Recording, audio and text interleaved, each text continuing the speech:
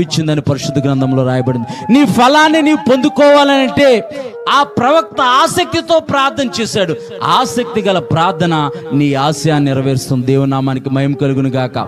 ఎప్పుడైతే నీవు దేవుని సన్నిధిలో పదే పదే ఆసక్తి కలిగి వ్యవసాయకుడు తొలకర వర్షం కొరకు కడవర వర్షం కొరకు ఎలాగైతే కనిపెట్టి ప్రార్థిస్తూ ఉంటాడో, వాగ్దానం పొందుకోవటం కాదండి, వాగ్దానం పొందుకోవటం ఒక ఎత్తు అయితే, దేవుని మాటను పొందుకోవటం ఒక ఎత్తు అయితే, దేవుని మాటను మన గుండెల్లో మన హృదయంలో భద్రపరచుకోవటం ఒక ఎత్తు అయితే, దాని కొరకు ప్రార్థించటము ఒక ఎత్తు. దేవుని నామానికి మహిమ కలుగును గాక.